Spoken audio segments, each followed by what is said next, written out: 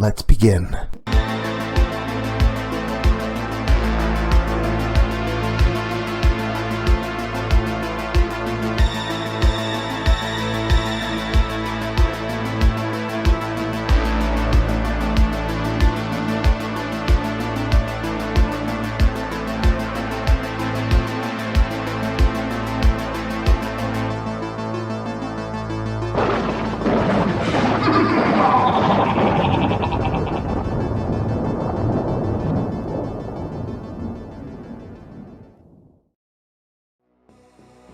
Scary Story Fanatics, welcome back to Cleaving Thought from Bone with your host, Sociopathic.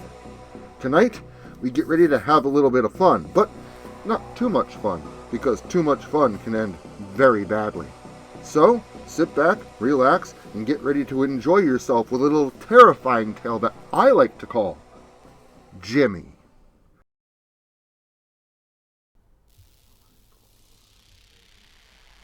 I don't even know where to begin. This has gotten so much worse lately. It's not just that I haven't gotten much sleep anymore. I've been seeing him during the day now, too. The doctors promised me that this would go away, and for a while, they were correct. But over the past year, things have gotten progressively worse. What had become a rare occurrence had turned into a monthly thing, and then eventually, a weekly thing, until it became a nightly thing. Now, it's all the time, and the medication simply isn't working anymore. At least that's what I thought. Now, up until recently, I honestly thought this was all my fault. I wasn't exactly totally honest with my therapist during my check-ins, and that's mostly because I really didn't want to end up committed to an institution again. But now, I'm pretty sure that wouldn't have even helped. These aren't mere hallucinations, manifestations of guilt. And yes, I felt that way for a very long time, but not anymore. I miss Jimmy, I do. But I can't blame myself anymore. We were only 14. Jimmy was a little younger than me, but only by a few months. It was still a ways off from either of our birthdays. Both landed in the summer season. It was deep into a November night when Jimmy suggested that we go out for a walk.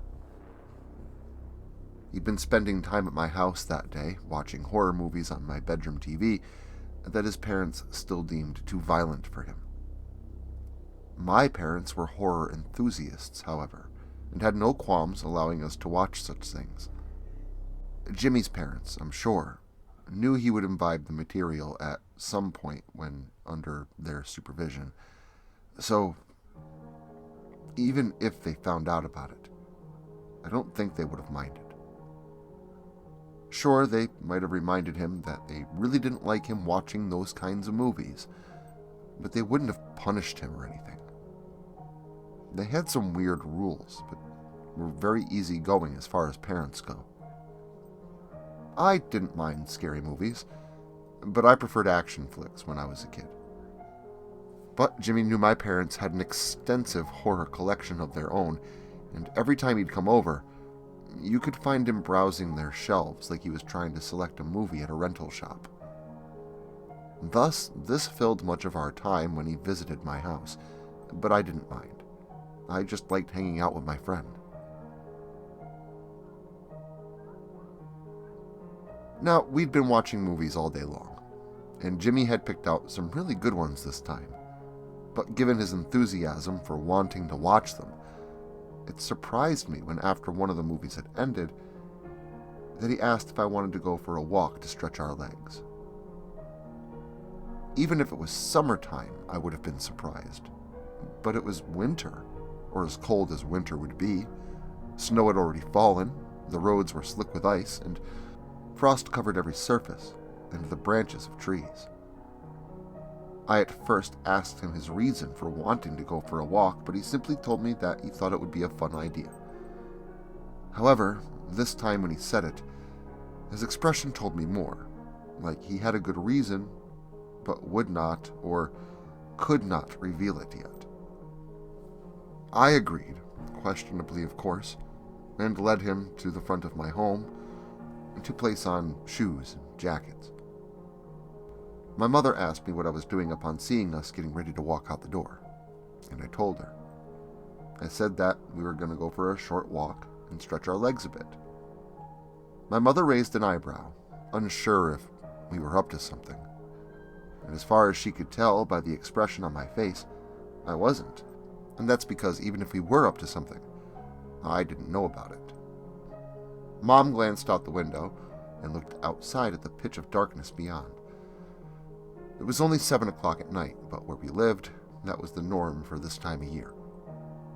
She sighed as she turned to look at me again, reminding me of the time, how dark it had become outside, and when she wanted us back in. We both nodded our heads in agreement, and as we stepped outside, Mom reminded us to make sure that we were warm enough because it had gotten so cold. I yelled back at her that we were fine as I closed the door. Mothers can be so protective. She blamed herself as well for a really long time.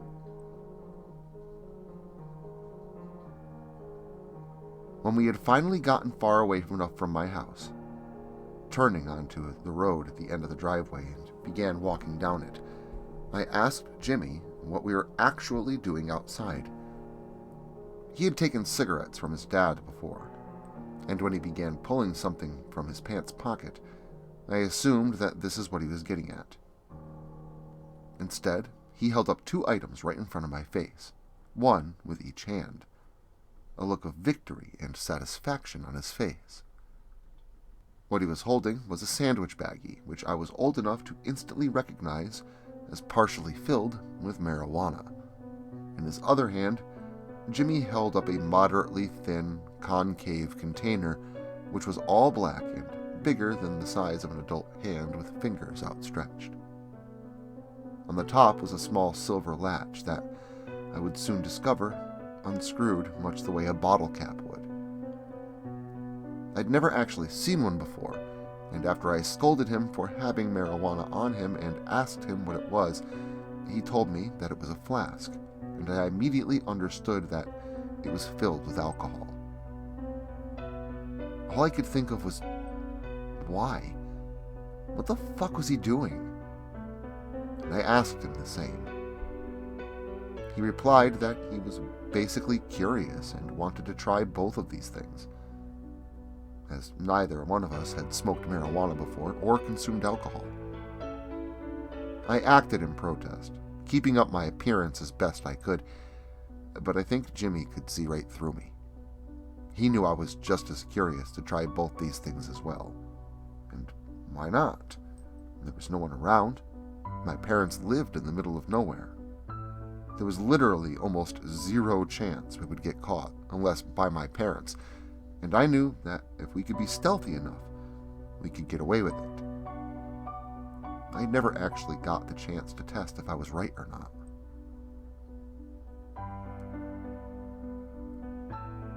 It had been maybe 30 minutes. Jimmy had stolen a bowl from his parents' house as well, saying that they had a lot of them and wouldn't notice. And we smoked 3 of those bowls, each packed to the brim with weed. Between coughing and passing the bowl back and forth, we were taking large sips of what I had to assume was the worst tasting liquid I had ever had. I think the only reason I kept drinking it was mostly because my mouth had gone so dry, and the both of us were claiming that neither of us were feeling anything yet, so we basically had no idea what we were doing, or what we were getting into. And eventually, winded by coughing and drinking large amounts of a depressant, Jimmy had the idea to just sit down, right there where we stood.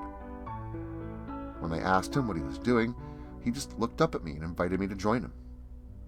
He was sitting in the middle of the road, and I told him that I didn't think that would be a good idea, but he reminded me that no one ever traveled this back road, especially at night, and that we hadn't seen so much as a single car during our entire walk. I still didn't think it was a great idea at first, but he was right, and after a little more pressure from him, I relented and sat down right next to him in the middle of that dark, desolate road.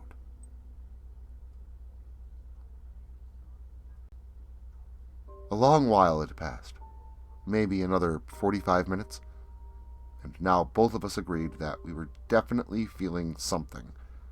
We laughed and joked, and as I began to contemplate just how wrong I had been in assuming that I could get past my parents in this state, Jimmy laid back on the pavement, asking me to join him in simply looking at the stars for a while. Not only did I just want to enjoy this wonderful feeling, I also didn't mind stalling going back home for a bit, thinking it might give me time to sober up a little. We talked and laughed, and as we laid there, conversing, the laughter died down a bit, and our conversation turned to things a bit more mundane and unenergetic. And it was at that time my memory of our talk ends. There was a loud, high-pitched sound as I sat up and noticed that the world around me was bathed in daylight. I had only a moment to contemplate it, but in that small portion of time, I remembered that I didn't quite get where I was or what I was doing. The sound got closer as I turned to face it, and I saw where the light was coming from. I was instantly blinded and deafened by that screeching noise, now accompanied by a rumbling. I heard Jimmy groggily wake and yelp loudly, as if sounding like a zombie for a moment, and then instantly shouting like a dog that had been shot. There was a horrible crunching noise, like dozens of tree branches filled with empty beer cans were all snapped in half at the same time. The light instantly disappeared, and so did the screeching. Only the rumbling remained as it grew with intensity and faded away at the same time. I think it was at that moment, before I even looked over at him, that I realized where I was, what we were doing, and what had just happened. The blurry glow of disappearing headlights. I don't know who fell asleep first, but we must have passed out while lying in that road, and that sound and brightness that had just passed us by were the headlights of a car barreling down the road and swerving in an attempt to avoid running us both over, obviously seeing us at the last moment. I held my breath and hoped that they had been successful. I looked over and down at Jimmy, and even in the dark of that night, the moon shone brightly above. I could see him very clearly. I panicked at how I could help him, but looking down at the mangled mess that was my friend, I didn't know where to start. It looked like part of the right side of his head was caved in. His right hand was tethered loosely to his arm by a strand of muscle fiber and fat. His right leg suffered the same fate, but almost severed at the knee. But the foot of that leg was gone, and his thigh was bleeding profusely from a large wound that had been sliced into it, soaking his jeans in red. A large depression ran the length of his torso, from his collarbone to his hip, making it easy to see most of his ribs had been broken, and the damage of the wheel also dislocated and broke his hip, tearing his body from his side to nearly his belly button, like he was partially cut in half. I whimpered, and then I yelled out, but there was no one else around. That's when Jimmy coughed and gurgled, trying to breathe. My friend wasn't dead, and at first I was relieved and practically rejoiced, but as I leaned in to hold him and ask what I should do, Jimmy cried out. I assume partially in agony and partially because he knew this wouldn't end well. I cried with him. And for a long while, I sat there with my friend, still yelling for help until my voice was sore. Jimmy begging me and God to not let him die. After many agonizing minutes that seemed to stretch out into days, I saw more headlights, and when I stood up to wave my hands at them, the car slowed. It was my father, and he'd come looking for us when we had not returned home. I'm sure he would have been angry if he didn't stumble upon the dire situation at hand, and with haste, Dad called emergency services.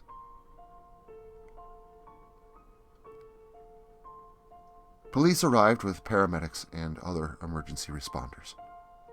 They tried to do everything they could for Jimmy, but he didn't live long enough to make it into the ambulance. After 42 minutes of what I can only imagine is the most terrible agony possible, body twisted and mangled beyond what its limits could handle, Jimmy passed away, and I would never be the same.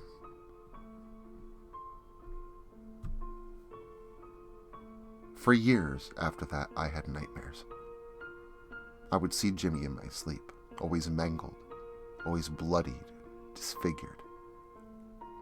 Yeah, they eventually caught the guy who had done the hit and run and tossed him in jail for his role in Jimmy's death. But for all those years, I swore it was my fault.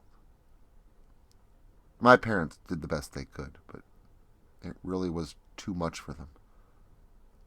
They sent me to stay in a hospital for a while, about a year, and with the use of medications and some therapy, eventually the nightmares and occasional hallucination began to go away.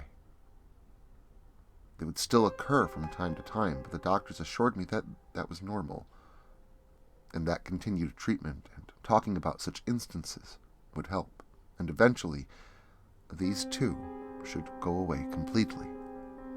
And for the most part, I've lived a normal life after that.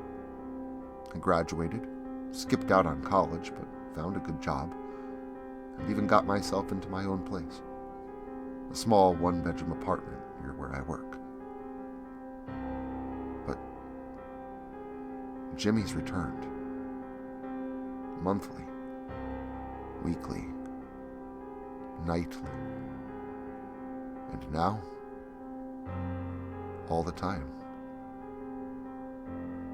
But tonight, when he appeared to me, bloody, mutilated, and misshapen, he did something that he had never done before. Jimmy reached out and touched my arm, and I could feel it, confirming to me that I'm not losing my mind. I know what he wants. He wants me to join him. Both of us should have died that night. I know what he wants, but it's not my fault. I know that now. And honestly, I just want to go to bed. I'm really tired from all the stress and lack of sleep.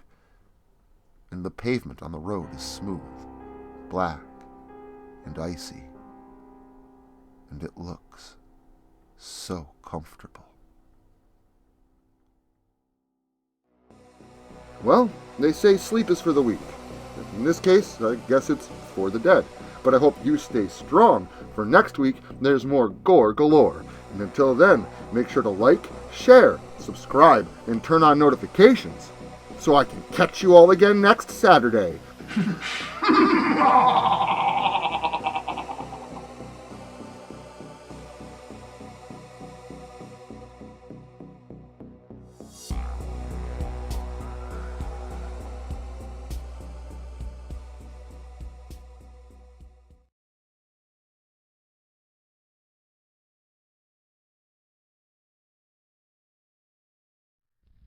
Social media can be very unpredictable, especially regarding horror content. If this content gets removed, all new content will be simultaneously presented on various websites provided in the description to this video. Make sure to follow me in other digital spaces so that you never miss out on the terror. Also, if you like this video, make sure to leave a comment and hit the like button. It helps the channel a lot. If you're new to the channel and you enjoy what's here, consider hitting that subscribe button and the notification bell so that you never miss an upload. Writing is a dream of mine, and it's all of you that make that dream come true.